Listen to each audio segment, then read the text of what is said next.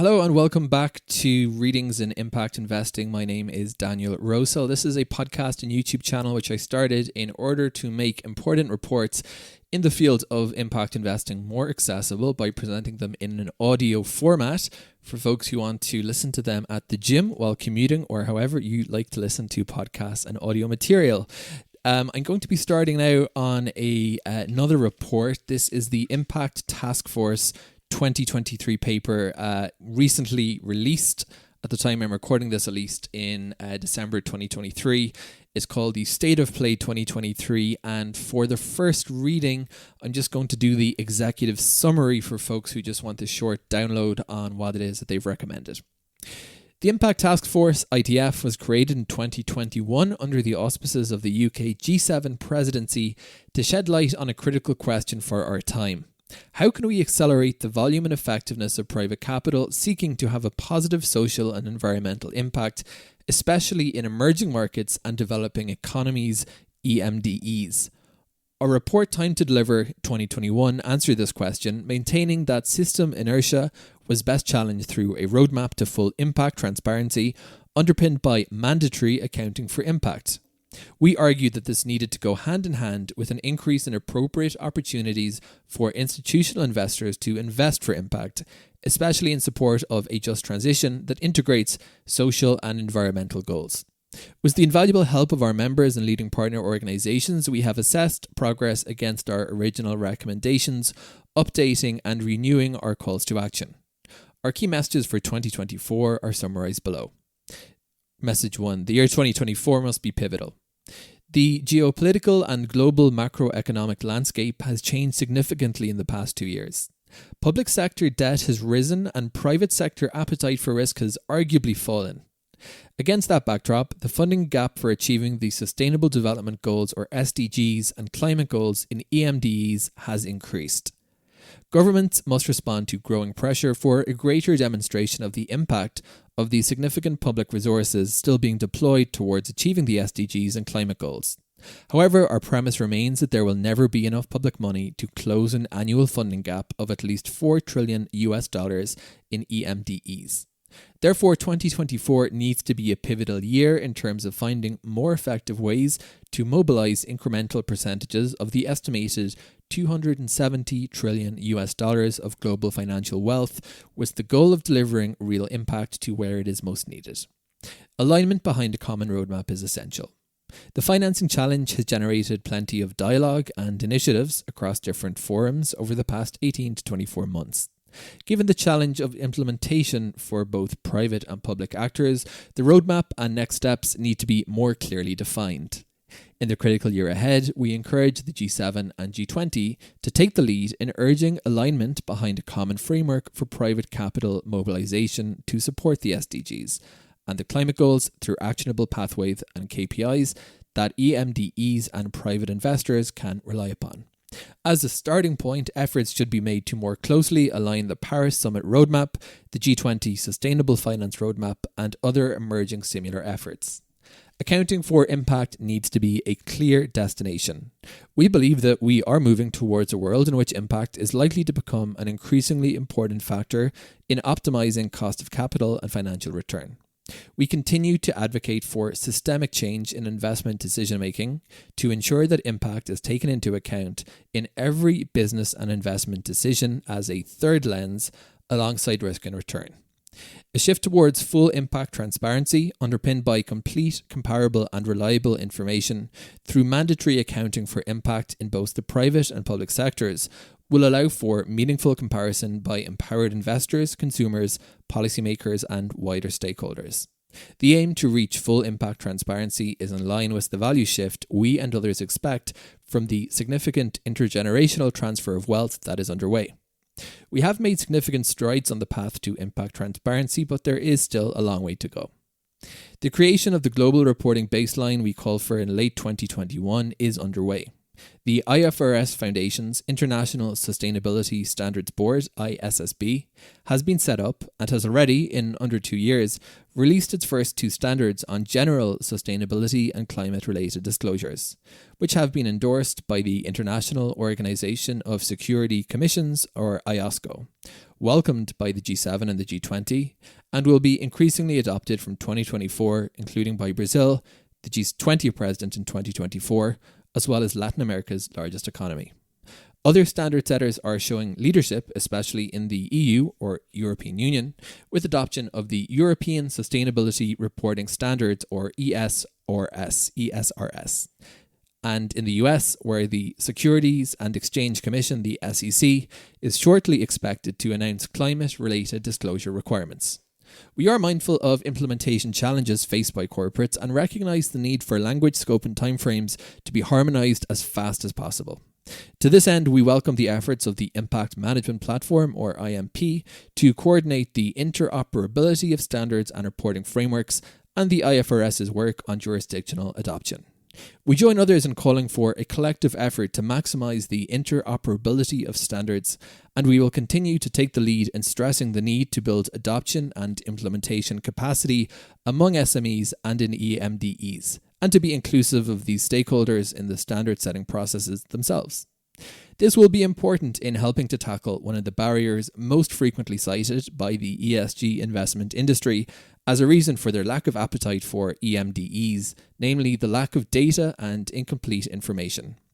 In 2024, the Global Steering Group for Impact Investment, or GSG, will spearhead an ambitious initiative to this avail, targeting key EMDE jurisdictions, working in partnership with the United Nations Development Programme, or UNDP, and the ISSB, among others.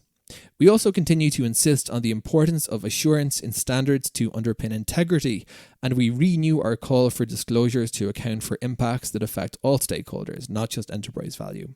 Finally, we reiterate our view that climate disclosures must be viewed as only a starting point, stressing the need to integrate critical social and human dimensions into sustainability and impact reporting. As such, we welcome and support the initiative to create a task force on inequality and social-related financial disclosures, the TISFD, which has the potential to build on the momentum and success of the task force on climate-related financial disclosures, the TCFD, and the task force on nature-related financial disclosures, the TNFD.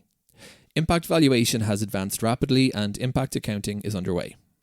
We remain firm in our belief that the ability to put credible monetary value on impact, thereby enabling the integration of financial and sustainability reporting, is a game changer. Progress in the field of impact valuation and accounting since our original report has been remarkable. With our support, the International Foundation for Valuing Impact, the IFVI, has been set up in partnership with the Value Balancing Alliance, VBA, to develop and implement impact accounting methodologies. Action is underway with evidence from the Harvard Business School Impact Weighted Accounts Initiative, IWAI, suggesting growing adoption of impact accounting across 18 sectors and 22 countries. Achieving greater impact transparency in public sector accounting is also critical. Our case for requiring greater accountability for impact extends beyond the private sector. We should expect and demand greater accountability from governments regarding the social and environmental impact of their expenditure, as per our recommendation in 2021. In this regard, we welcome the announcements by the International Public Sector Standards Board's IPSASB in June 2023 on the development of public sector-specific sustainability reporting standards, starting with climate-related disclosures. The Impact Transparency Agenda will transform the information available to increasingly empowered investors and other stakeholders. If delivered in the inclusive way we call for it, it will help reduce the data barrier that is cited as an impediment to flows of investment into EMDEs. We continue to argue that the long-term impact transparency agenda needs to be complemented by urgent interventions to increase the supply of appropriate opportunities to invest for impact, especially in the EMDEs that lack investment-grade status. Barriers have risen since 2021 and therefore more urgent and ambitious intervention is required to meet this clear need and opportunity. Evidence of growing demand for investments that deliver positive impact. Over the last 2 decades, we have seen a shift in approach from multinational companies across many sectors who understand that stakeholder pressure requires them to contribute to sustainable development in the communities in which they operate. At the same time, we have seen a structural shift in the institutional investment market, the global environmental, social and governance ESG market, which takes social and environmental factors into account in decision-making processes, has grown significantly over the past years and recently reached the $35 trillion milestone. Within that spectrum of ambition, the segment of capital intentionally invested for positive impact has risen to over $1 trillion. In addition, in 2023, the green, social, sustainability and sustainability-linked bond market reached the $4 trillion mark. In the private markets, fundraising has slowed, but managers continue to raise institutional capital for impact, with recent examples including Just Climate, $1.5 billion, Leapfrog, nearly $1 billion, KKR, $2.8 billion at the close of their second impact fund, and Allianz Global Investors, FMO Investment Management, and the MacArthur Foundation, who recently launched a $1.1 billion SDG loan fund. A just transition requires investment in people and communities. In the near future, finance for the energy transition will be a primary driver of private capital mobilization in EMDEs. As we argued in 2021, climate-led investment strategies need to be socially inclusive. We fully support the initiative of our partner, the Impact Investment Institute, in launching the Just Transition Finance Challenge, which has brought together a coalition of over 23 investment institutions with over $5 trillion in AUM to develop a just transition investment framework that delivers social and environmental benefits and is committed to engaging community voice. However, private investment is flowing out of, instead of into, EMDEs. Since our previous report, the funding gaps for EMDEs have widened and international institutional capital has retreated. According to the Organization for Economic Coordination and Development, the OECD, private finance flows into EMDEs, excluding China, have decreased by 22% compared to 2019. The macroeconomic landscape in terms of inflation, interest rates, debit profiles and foreign exchange risk has had a clear effect on investment flow and risk appetite. There is some evidence that ESG screening approaches and concerns about reputational risk are leading the $35 trillion ESG impact sector to reduce exposure to emerging markets. Some countries have been shut out of capital markets and the cost of capital has risen, decreasing the benefits of reduced costs in clean energy technology. Not enough has been done to break down the barriers we identified to the flow of institutional investment to EMDEs, where it can have the most positive effect on SDGs and the climate goals. Catalytic, risk-adjusting tools, such as guarantees and blended finance structures, continue to be underdeployed despite evidence of their effectiveness. Development finance institutions, or DFIs, are mobilizing private capital at a rate that represents just 1% of the EMDE, SDGs and climate funding gap. A more streamlined response to address this escalating problem is urgently needed. It is time for urgent, short-term focus on realizing the potential of DFIs and MDBs, especially if they are to have more money to deploy. We have chosen to focus on the underdeveloped potential of DFIs and MDBs, multilateral development banks, to encourage private investment flow for impact, especially given the apparent political support for recapitalization, which will give them greater firepower. Our key recommendations are as follows, and this page of the executive summary is divided into 8 recommendations. 6 of those are labelled as for governments, donors / shareholders, and 2 of them, 7 and 8, are for the attention of DFIs and MDBs, and that concludes the executive summary, or the main body of it. For government donors / shareholders, recommendation 1 is a coordinated action to clarify mandates of DFIs and identify where they expect higher mobilization ratios in a transparent way. Recommendation 2 for government donors / shareholders, recognize that in the short to medium term, risk mitigation and credit enhancement are required as means to the end of helping institutional investors reconcile private EMDE's risk with their risk and capital change frameworks. In time, the degree of risk mitigation required should taper with better data to support decision making. Recommendation 3, increase the supply of catalytic capital for sub-investment grade EMDEs. We specifically recommend the creation of new regional catalytic capital facilities that would complement mezzanine finance from the DFIs and MDBs to transform mobilization of investment from the private sector. These can be created by repurposing existing budgets and tapping new sources of funding and catalytic tools. Recommendation 4, accelerate publication of the GEMS database and fast-track the process to find a more affordable solution to hedging FX risk, in particular for markets that lack access to FX derivatives. Recommendation 5 for government donors/shareholders is enable greater use of guarantees where appropriate, given evidence of their cost effectiveness and impact. Recommendation 6, encourage collaboration and ambition in finding better solutions to the issue of access to affordable finance for job-creating small and medium enterprises (SMEs) in EMDEs. We argue that this should be on the agenda of the G7 and the G20, given the dangerous consequences of failure to provide economic opportunity for fast-growing populations of young people. Now, the 2 recommendations for DFIs and MDBs, starting with number 7. Give greater priority to models of smart impact partnership with national and regional players in EMDEs who have deep local knowledge and for whom FX risk is less of a barrier, including fast-growing domestic pension funds, national public development banks, regional development institutions like the African Development Bank, and emerging domestic impact fund managers. In this context, we encourage prioritising better solutions for increased access to affordable finance for job-creating SMEs, as well as for narrowing the gap between providers of institutional capital and local capital providers. Recommendation 8.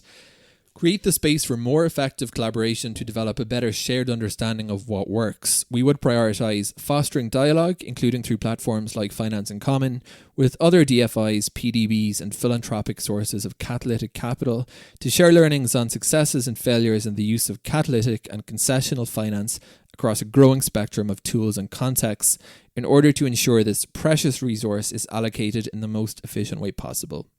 This dialogue should aim to surface actionable blueprints and pathways for vehicles to deploy capital into high-impact areas. We also recommend taking stock of what we have learned from trying to help SMEs gather access growth capital by working through different deals typologies to surface actionable pathways and blueprints, reviewing the efficacy of a fragmented system for pipeline development with a view to scaling what works and discontinuing what does not. Next frontiers, a compelling case for scaling outcome partnerships. The ITF likes to identify next frontiers in anticipation of future needs and opportunities. In 2021, we focused on impact accounting and the need for a new investment framework for a just transition that integrated social and environmental goals.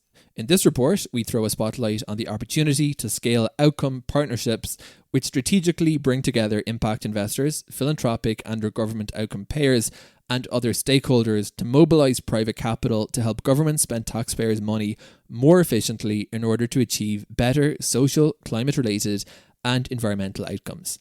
The latest evidence from the UK, pioneers in this field over the past decade, shows that outcome-based contracting has been successful in delivering a 10x plus return on public investment. There is also now an evidence base that the models can be adapted successfully for EMDEs. From insight to action, the ITF's commitment. As an action-oriented forum that seeks to turn insight into practical action, the ITF, in collaboration with the GSG's network of over 40 national members and wider partners, will focus on driving the following initiatives across our 2 main work streams in the coming 12 to 18 months. Impact Transparency, which is workstream A. 1. Supporting the GSG in its UK government-backed initiative to double down on efforts to build capacity among and promote greater inclusivity of stakeholders from emerging markets in the main global sustainability, disclosure, standard-setting processes. Recommendation 2, advancing our vision for impact accounting through continued support for the IFVI VBA consortium that is developing and testing impact valuation methodology with partners and early adopters. Capital mobilization. Recommendation 3. Renewing our support for the Just Transition Finance Challenge. The aim is to align over 50% of the estimated $2.8 trillion invested globally in sustainable climate funds to just transition criteria. Supporting the G7 Impact Investment Initiative for Global Health as an official implementation partner, supporting mission-aligned initiatives within the ITF and GSU networks, especially initiatives from EMDE countries, such as the development of new vehicles and blueprints to mobilise domestic pools of capital in local currency.